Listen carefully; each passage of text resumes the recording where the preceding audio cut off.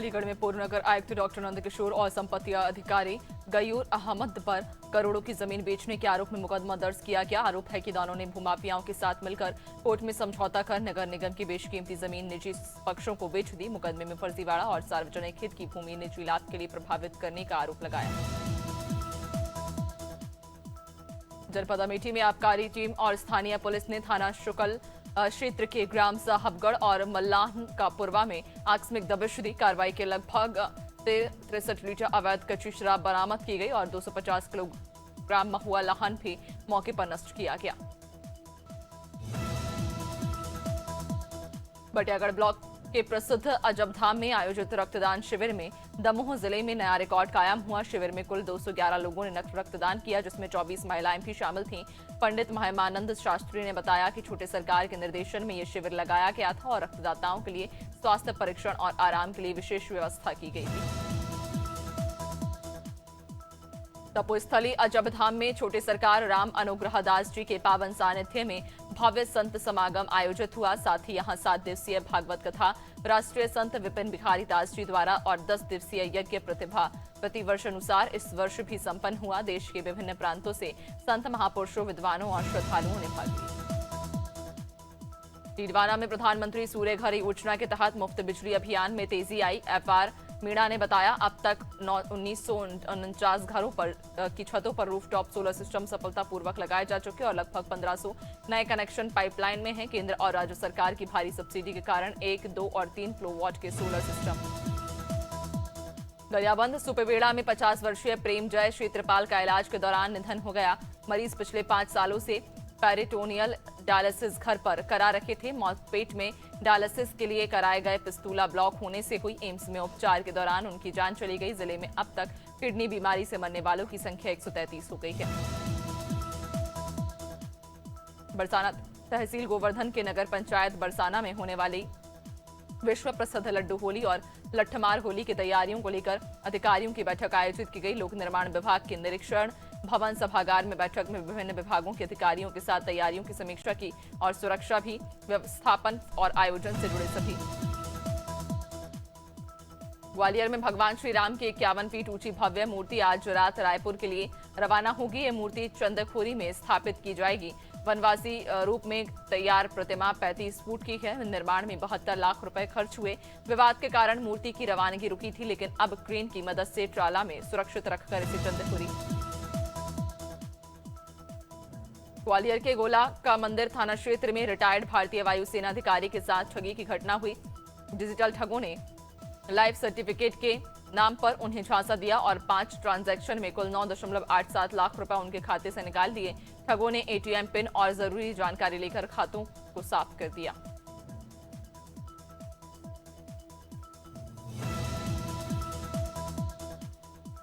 Police ने बगदरा घाटी में फतेहपुर जा रहे एक डीसीएम ट्रक को घेराबंदी कर रोक लिया। तलाशी के दौरान ट्रक में अवैध रूप से लदी 42 भैंस बरामद हुई। पुलिस ने ट्रक चालक और परिचालक को गिरफ्तार कर लिया। मामले में आगे की कानूनी कार्रवाई की जा रही है।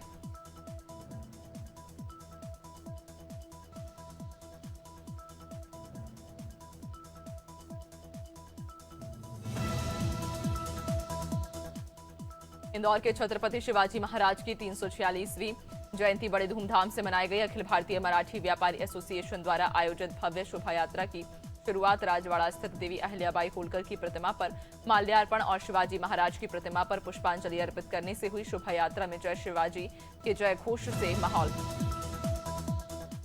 झांसी के मदन महल में बड़ी धोखाधड़ी का मामला सामने आया। पुलिस ने प्राची जैन और सुमित जैन के खिलाफ विभिन्न धाराओं के तहत मामला दर्ज किया।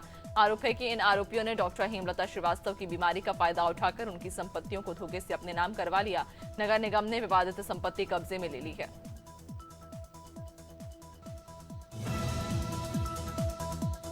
कांकेर के वन परिक्षेत्र चरामा कार्यालय में तेंदुपत्ता शाख कर्तन कार्यशाला आयोजित की गई। इसमें विकासखंड के सभी फंड समिति सदस्य और वन विभाग के अधिकारी कर्मचारी शामिल हुए। कार्यशाला का उद्देश्य आगामी तेंदुपत्ता सीजन में शाख कर्तन की सही तकनीक, पत्तों की गुणवत्ता। यूपी बोर्ड के पहले दिन Guru Nanak girls inter college में पेपर वितरण विवाद सामने आया। छात्राओं का आरोप है कि उन्हें साइंस साइट के बजाय जबरन आर्ट्स पेपर दिया गया। साथ ही सामान्य हिंदी की जगह केवल हिंदी का पेपर देने को कहा गया, जिसके चलते छात्राओं के परिजनों ने स्कूल में हंगामा किया। पुलिस मामले की अब जांच कर रही है। कौशाम्बी जनपद में कांग्रेस कार्यकर्ताओं ने लखनऊ में हुए लाठीचार्ज के विरोध में जोरदार प्रदर्शन किया। कांग्रेस जिलाध्यक्ष के नेतृत्व में कार्यकर्ताओं ने राज्यपाल को संबोधित ज्ञापन सौंपा। कांग्रेस का आरोप है कि मनरेगा बचाओ महासंग्राम अभियान के दौरान पुलिस ने कार्यकर्ताओं पर लाठीचार्ज किया, जिसमें कई लोग घायल हुए। दोषी पुलिसकर्मियों की बर्खास्तगी की मांग की। नर्मदापुरम के जिला अस्पताल की पार्किंग को लेकर विवाद सामने आया। एक मरीज और पार्किंग कर्मचारी के बीच हुए झगड़े का सीसीटीवी फुटेज वायरल हुआ, जिसमें कर्मचारी द्वारा अभद्र व्यवहार और मारपीट करते हुए देखा जा रहा। विवाद बढ़ने पर लोगों ने बीच बचाव किया और बाद में पुलिस मौके पर पहुंची। प्रशासन ने मामले की जांच के निर्देश दिए हैं। अब्दुल्लागंज के गौहरगंज पुलिस ने डीजल चोर गिरोह के खिलाफ बड़ी कार्रवाई करते हुए 4 आरोपियों को गिरफ्तार किया है। आरोपियों के कब्जे से चोरी का डीजल बरामद किया गया। जब्त मशरूका की कुल कीमत करीब 6.20 लाख रुपए बताई गई। टैंकर से 200 लीटर डीजल चोरी की शिकायत पर पुलिस ने कार्रवाई की। पूछताछ में आरोपियों ने जुर्म कबूल किया। प्रयागराज में परीक्षा देने जा रहे 3 हाई स्कूल छात्र सड़क हादसे का शिकार हो गए। शंकरगढ़ थाना क्षेत्र के गढ़वा किला के पास उनकी बाइक अनियंत्रित होकर दुर्घटनाग्रस्त हो गई। हादसे में एक छात्र की मौके पर मौत हो गई, जबकि 2 अन्य गंभीर रूप से घायल हो गए। घायलों को अस्पताल में भर्ती कराया गया। तीनों छात्र मां लालापुर के विद्यार्थी थे और परीक्षा केंद्र जा रहे थे।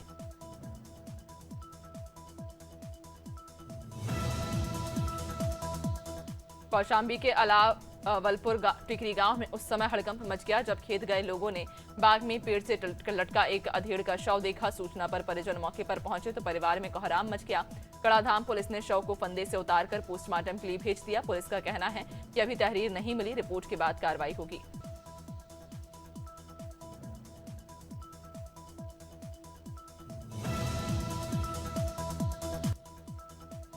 रायबरेली के खीरो थाना क्षेत्र के ठकुराइन खेड़ा गांव में पारिवारिक विवाद ने हिंसक रूप ले लिया। आरोप है कि दिनेश कुमार ने अपनी भाभी राजकुमारी पूर्व क्षेत्र पंचायत सदस्य को पटक कर मार डाला। बीच बचाव करने पहुंचे पति पर भी हमला कर उन्हें घायल कर दिया। घटना 19 फरवरी शाम की बताई जा रही। पुलिस ने मामला दर्ज कर जांच शुरू कर दी है। रायगढ़ में पुलिस अधीक्षक शशि मोहन सिंह ने कंट्रोल रूम में अपराध समीक्षा बैठक ली। उन्होंने सभी राजपत्रित अधिकारियों और थाना प्रभारियों को अनुविभागीय स्तर पर बैठक लेकर गंभीर अपराधों की विवेचना सुधारने के निर्देश दिए। सामान्य अपराधों का 7 दिवस में निकाल लंबित प्रकरणों की समयबद्ध कार्रवाई और बीट प्रणाली को प्रभावी बनाने पर जोर दिया। रुड़की के बीटीगंज क्षेत्र में विद्युत विभाग ने स्मार्ट मीटर पखवाड़ा बनाकर उपभोक्ताओं को आधुनिक मीटर की उपयोगिता और पारदर्शिता की जानकारी दी। अधिकारियों ने बताया स्मार्ट मीटर से रियल टाइम खपत की जानकारी मिलती है और बिलिंग विवाद कम होते हैं। मुख्य अभियंता शेखर त्रिपाठी ने बताया प्रदेश में अब तक करीब 4 लाख स्मार्ट मीटर लगाए जा चुके हैं। पन्ना जिले की सिमरिया तहसील में ओबीसी महासभा और SC/ST संयुक्त मोर्चा ने केंद्र सरकार को यूजीसी बिल के संदर्भ में ज्ञापन सौंपा। संगठन ने राष्ट्रपति, प्रधानमंत्री, केंद्रीय शिक्षा मंत्री, यूजीसी अध्यक्ष और राज्यपाल व मुख्यमंत्री के नाम पत्र प्रेषित कर सामाजिक न्याय और संवैधानिक अधिकारों के आधार पर अपनी चिंताएं दर्ज कराई। हरिद्वार में कुंभ मेले की तैयारियां तेजी से चल रही। मुख्यमंत्री पुष्कर सिंह धामी हरिद्वार पहुंचकर मेले की तैयारियों की समीक्षा करेंगे। मेला नियंत्रण भवन में होने वाली इस हाई लेवल मीटिंग के लिए कॉन्फ्रेंस हॉल को आधुनिक रूप दिया जा रहा। सुबह 11 बजे से मुख्यमंत्री अधिकारियों और मेले से जुड़े अन्य स्टेक होल्डर्स के साथ बैठक करेंगे। झांसी के शहर कोतवाली इलाके में मुख्य बाजार में महिलाओं के बैग से नकदी और जेवर चोरी करने वाली एक शातिर महिला को भीड़ ने रंगे हाथ पकड़ लिया। बताया जा रहा कि रुखसार नाम की ये महिला भीड़ का फायदा उठाकर कॉस्मेटिक दुकान पर खरीदारी कर रही थी। महिला के बैग से 25,000 रुपए, दूसरी दुकान से 15,000 रुपए और एक अन्य महिला के जेवर चुरा चुकी थी। दमोह के सुनार नदी में कार गिरने से हुई सपना अहिरवार की मौत अब विवादों में घिर गई है। परिजनों ने इसे हादसा मानने से इनकार करते हुए सोची समझी हत्या का आरोप लगाया और पुलिस अधीक्षक को शिकायत सौंपकर निष्पक्ष जांच की मांग की। परिजनों ने फॉरेंसिक जांच की मांग की है। फिलहाल पुलिस मामले की जांच में जुटी है।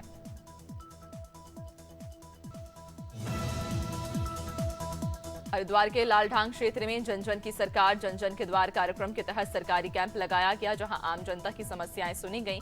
शिविर में आधार कार्ड और राशन कार्ड न बनने की शिकायतें सबसे ज्यादा सामने आई। इसके अलावा जंगली जानवरों की दहशत, बदहाल स्वास्थ्य सेवाएं और बिजली कटौती जैसे मुद्दे भी ग्रामीणों ने अधिकारियों के सामने रखे।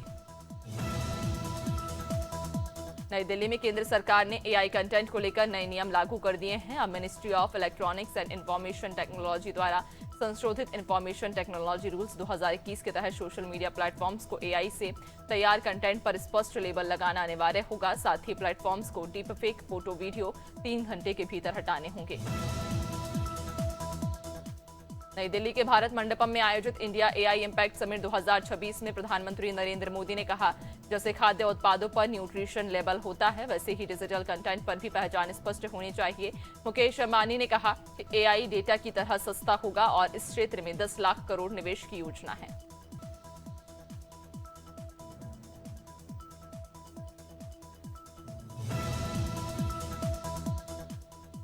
India Boolean and jeweller association के अनुसार सोना चांदी की कीमतों में लगातार तेजी दर्ज की गई। 10 ग्राम 24 कैरेट सोना 2,986 बढ़कर 1.55 लाख पर पहुंच गया।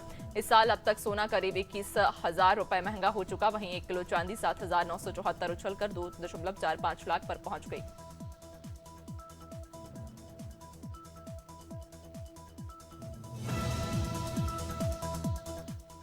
अनिल अंबानी ने सुप्रीम कोर्ट ऑफ इंडिया में हलफनामा दाखिल कर कहा, वे अदालत की अनुमति के बिना देश नहीं छोड़ेंगे। ये मामला रिलायंस एजी समूह से जुड़े कथित 40,000 करोड़ बैंक फ्रॉड की जांच से संबंधित है। उन्होंने जांच एजेंसियों को पूरा सहयोग देने का भी भरोसा दिया है।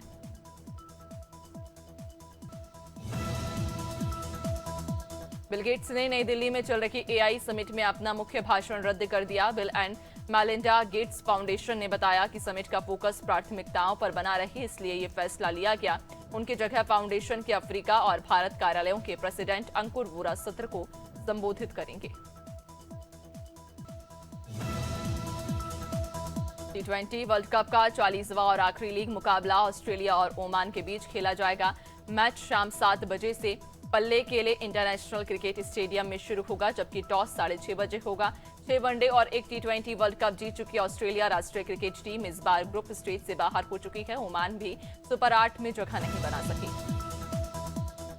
अफगानिस्तान राष्ट्रीय क्रिकेट टीम ने T20 वर्ल्ड कप 2026 में अपने आखिरी लीग मैच में कनाडा राष्ट्रीय क्रिकेट टीम को 82 रन से हराया। कनाडा ने टॉस जीतकर गेंदबाजी चुनी। अफगानिस्तान ने 20 ओवर में 4 विकेट पर 200 रन बनाए। जवाब में कनाडा 118 रन ही बना सकी। इब्राहिम जादरान ने 95 रन बनाए, जबकि मोहम्मद नबी ने 4 विकेट लेकर जीत में।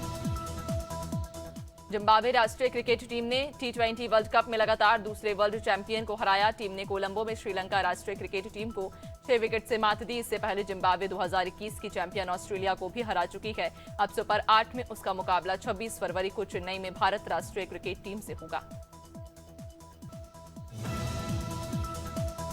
भारतीय महिला राष्ट्रीय क्रिकेट टीम दूसरे T20 में 17 रन से हार गई। कैनबरा में खेले मैच में ऑस्ट्रेलिया महिला राष्ट्रीय क्रिकेट टीम ने 163 रन बनाए। जवाब में भारत 144 ही रन बना सका और 4 रन के भीतर 6 विकेट गंवा दिए। जॉर्जिया वॉल ने 88 रन बनाए और प्लेयर ऑफ द मैच रही। सीरीज अब 1-1 से बराबर है। अमीनुल हक ने कहा, बांग्लादेश भारत और board of control for cricket in India से रिश्ते सुधारना चाहता है। उन्होंने शपथ के बाद भारत की डिप्टी हाई कमिश्नर से मुलाकात कर T20 वर्ल्ड कप मुद्दे पर चर्चा की। हक ने कहा, बांग्लादेश सभी पड़ोसी देशों खासकर भारत के साथ दोस्ताना संबंध बनाए रखना चाहता है। करीब 47 साल बाद तमिल सिनेमा के 2 दिग्गज सितारे कमल हासन और रजनीकांत एक साथ बड़े पर्दे पर नजर आ सकते हैं। दोनों आखिरी बार 1979 की फिल्म नले इक्कुनम में साथ दिखे थे। 19 फरवरी को रेड जायंट मूवीज के पोस्टर ने फैंस के बीच सनसनी मचा दी। हालांकि आधिकारिक प्रोजेक्ट की पूरी जानकारी अभी सामने आना बाकी है।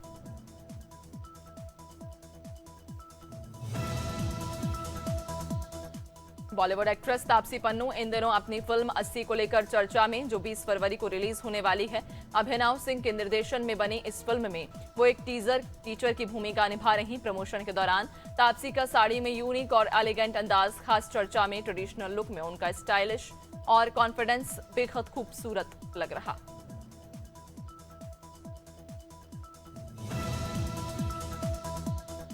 ग्लोबल स्टार प्रियंका चोपड़ा ने अपनी फिल्म द ब्लफ के वर्ल्ड प्रीमियर में ग्लैमरस अंदाज से सबका ध्यान खींचा। आयोजित इवेंट और बाद में TCL चाइनीज थिएटर में हुई पार्टी में प्रियंका ने डिजाइनर गौरव गुप्ता की साड़ी इंस्पायर्ड येलो गाउन पहनी। चमकीले पीले रंग का यह आउटफिट मॉडर्न और ट्रेडिशनल स्टाइल का बेहतरीन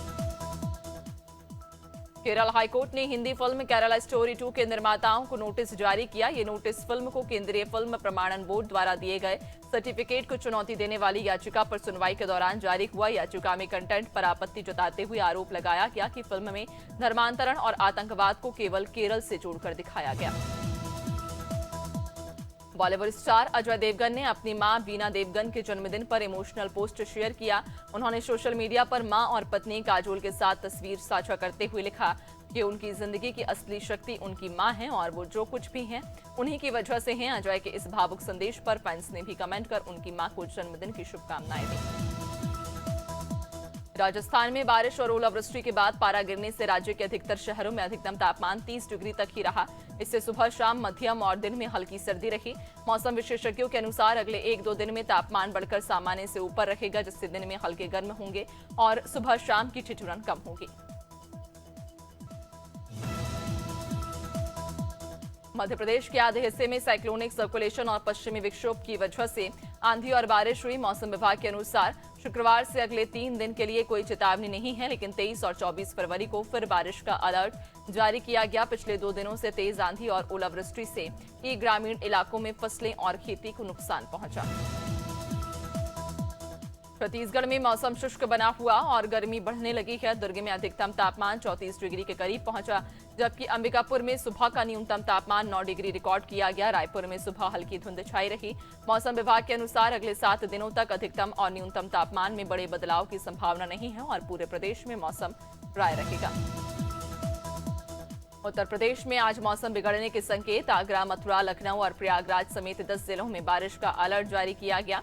पूर्वांचल में बादल छाए रहेंगे और 20 से 30 किलोमीटर प्रति घंटे की रफ्तार से हवाएं चल सकती हैं। मौसम विभाग के अनुसार अगले 4 दिनों तक प्रदेश में मौसम साफ रहेगा। गुरुवार को बांदा सबसे गर्म रहा। हरियाणा में बारिश और उत्तर पश्चिमी हवाओं के असर से न्यूनतम तापमान में भारी गिरावट दर्ज की गई। राज्य के 6 शहरों में तापमान 10 डिग्री से नीचे चला गया, जिससे रातें ठंडी हो गई। हिसार समेत कई जिलों में सुबह हल्की धुंध छाई रही। मौसम विशेषज्ञों ने बताया आने वाले दिन में तापमान में और भी गिरावट रहने की संभावना है।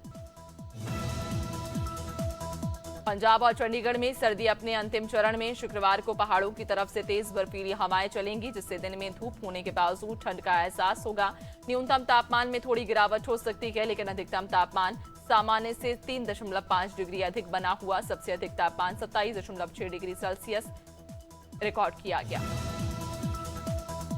हिमाचल प्रदेश में फरवरी माह में सामान्य से 79% कम बारिश दर्ज की गई। 1 से 17 फरवरी के बीच केवल 14.4 मिलीमीटर बारिश हुई, जबकि सामान्य 64.1 मिलीमीटर होती है। सोलन में 93%, शिमला और ऊना में 92%, बिलासपुर में 49, कांगड़ा में 86 और चंबा में 83% कम बारिश हुई।